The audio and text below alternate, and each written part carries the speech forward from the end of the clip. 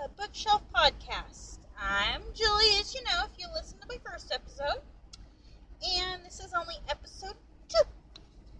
So today we have a excerpt from a book by Marsha Black called The Triplets Curse. This is for book 1. This is a book about Hope, the first of the sisters that we learn about. And we get to follow her and Bryce as she comes into her 16th birthday, her powers, and her family's curse. Bryce knows all about her curse and comes to town to help her out. This series of books does focus on 3 different sisters, and this is just the first. And we have a nice long excerpt from this one. We have both the prologue and chapter 1 to give you a nice, good start into the book before you decide whether or not you're going to buy it and get all the way through. So here we go. Prologue. You're doing great. Just one more push should do it, the doctor tells his patient.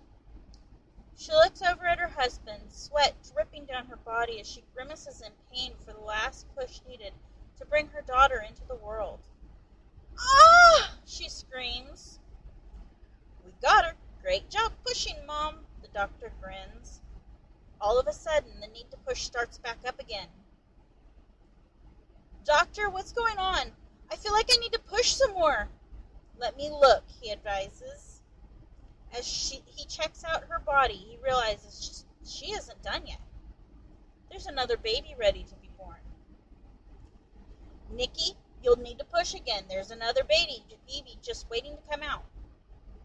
What? That can't be. We had a sonogram and it showed only one baby. I don't understand, she questions frantically. She groans as she begins pushing again while glancing frantically at her husband. He stares back in shock.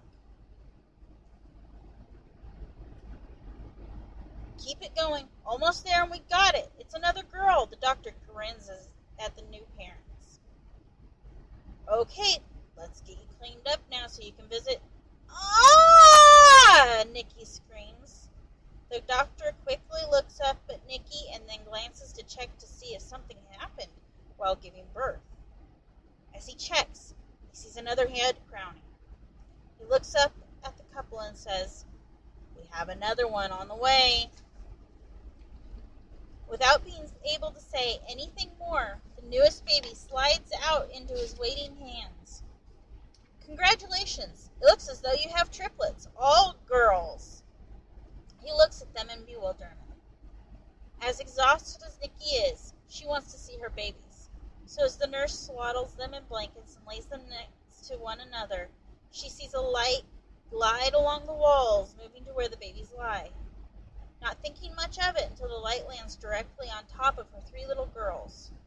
She gasps as a glow surrounds each child. Glancing out the window, she notices that there's a full moon. Chapter 1. 15 years and 29 days later. Girls, time to get up, Mom hollers, after which she bangs the door to my room. Oh, all right, I'm up. I drag my body out of bed and slowly walk towards the bathroom when, crash, I fall back onto my butt. Oops. Sorry, Hope. I didn't mean to run into you, my sister Faith says, pink-cheeked. I'm just in such a hurry, as this is the first day of school. I'm so excited. Can't wait to see all my friends and find out what's been going on with everyone over the summer. See which boys have gotten even cuter. Eek! She exclaims while hopping excitingly. At her squeal, I cover my ears with both hands to try and prevent any permanent damage to my eardrums. Faith can squeal so high she can probably break glass. It's very irritating how perky she is all the time. Who in their right mind can be that perky at 5:30 in the morning and on the first day of school? Ugh, it just disgusts me.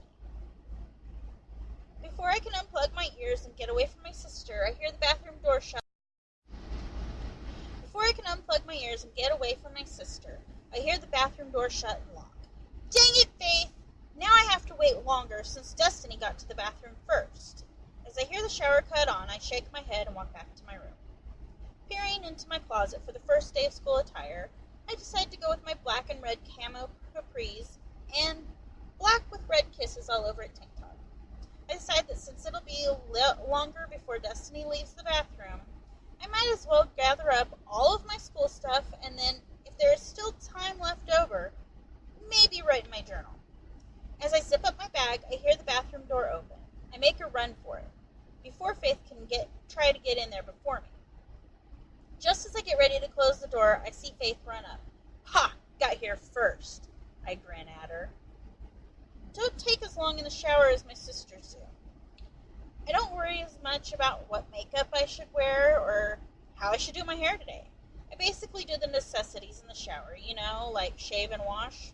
Once I get out of the shower, I dry off, get dressed, and brush my hair into a ponytail, even though it's still damp. Done.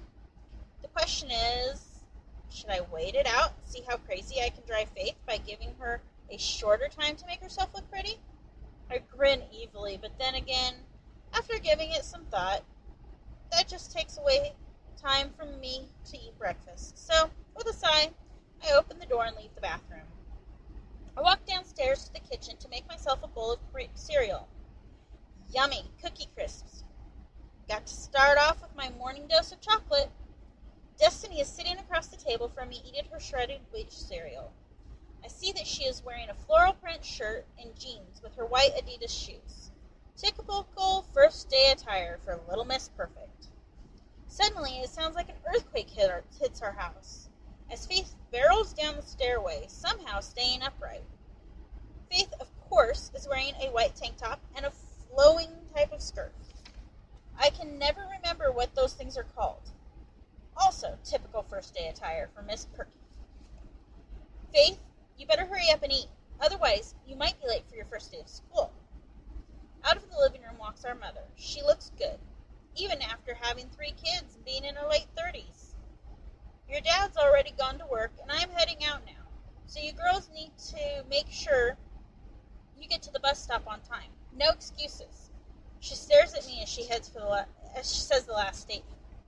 I grin sheepishly and say, okay. She smiles at the 3 of us and walks out the door to her car. The clock on the wall by the door shows us that we only have 5 minutes before the bus arrives. Faith, we got 5 minutes. Hurry up and eat something. Destiny and I race to the bathroom to brush our teeth. When we get back downstairs, Faith is finishing off a Pop-Tart. While still chewing, she runs upstairs to the bathroom to brush her teeth. Destiny and I look at each other, laugh, and say in unison, it never fails. As I open the door to head out, Faith rushes down the stairs with her backpack and runs out to the bus stop with us. We make it with barely a minute to spare. The bus pulls up and we climb aboard. The noises on the bus go silent and everyone stares as the 3 of us find a spot to sit. I roll my eyes as I look around. You would think after living here all our lives we wouldn't be stared at as often. My sisters and I are the only triplets in our town, and as far as anyone knows, there has never been any triplets that have lived here, much less born here as we were. Great start for the first day of school. Not. As the bus pulls up to a stop in front of the school, a feeling of dread spreads through my body. Well, that was odd, I think to myself. I grab my book bag and follow my sisters off the bus. Once I'm on the sidewalk, I check to make sure my sisters and I are alone. I ask them, did you guys get some sort of feeling when the bus pulled up? They both looked at me like I'm crazy. Okay, never mind then. I guess it was just my imagination. I try to play it off. I still kind of have the heebie-jeebies going on, but it starts to lessen with each step towards the school.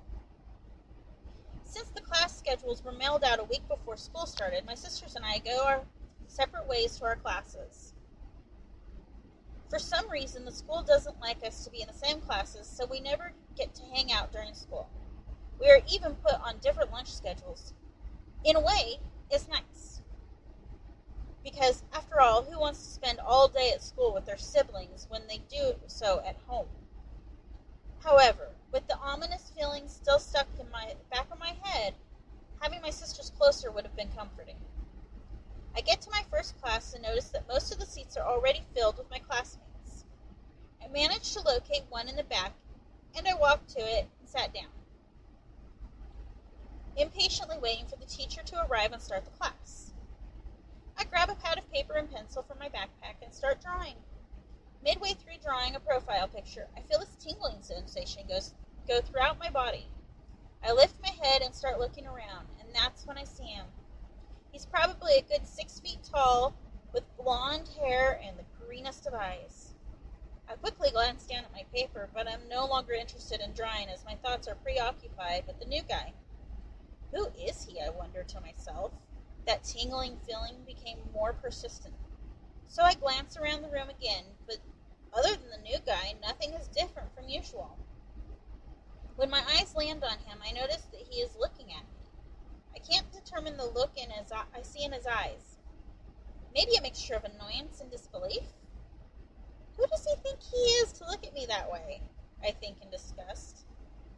Ugh, I hate guys who think they are so much better than everyone else, and he doesn't even know me.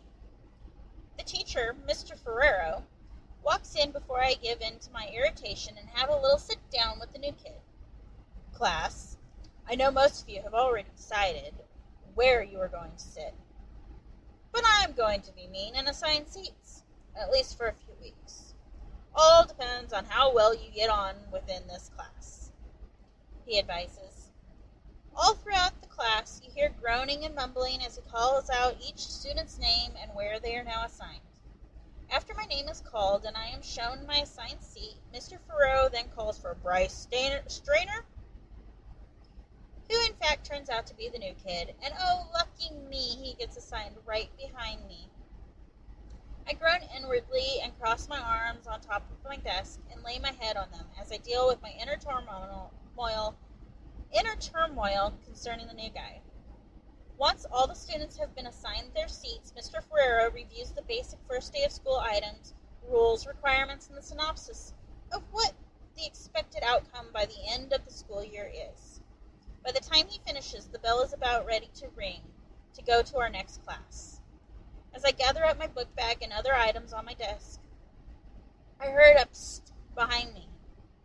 I really want to ignore it, but something makes me turn my head behind me. Hi, I'm Bryce, and you are? He asks me while holding out his hand. I glance at his hand and decide what the heck. Hi, Bryce, I'm Hope, I say as I reach to grasp his hand in a handshake. Before our hands fully connect, a blue and gold spark ignites between them. What the? I trail off as I notice Bryce pulling his hand quickly away and rushing to gather his items. The bell then rings to let us out of class, and Bryce hightails it out of there like there's a hellhound at his heels. I shake my head and decide to try to put the spark out of my mind as I have everything else odd this day so far. I made it through the rest of the school day without any mishaps, and luckily I had no other classes with Bryce. The downside to the day, though, was that I didn't get a chance to talk with my sisters prior to getting on the bus. Once again, the bus goes silent as my sisters and I ascend the steps and stride to our usual spots on the bus. I so dread these bus rides. However, thankfully, my sisters and I will be turning 16 in a couple of days, and we can take our driver's test to get our learners T-minus 2 days and counting to freedom from the awkwardness of the bus. So, there we go. That is the excerpt from the trilogy, well, the first book of the trilogy, Following Hope. Go ahead and check out our Facebook page for the links to find the book and be able to read it yourself. Have a great day, and don't forget, keep reading, bookworms.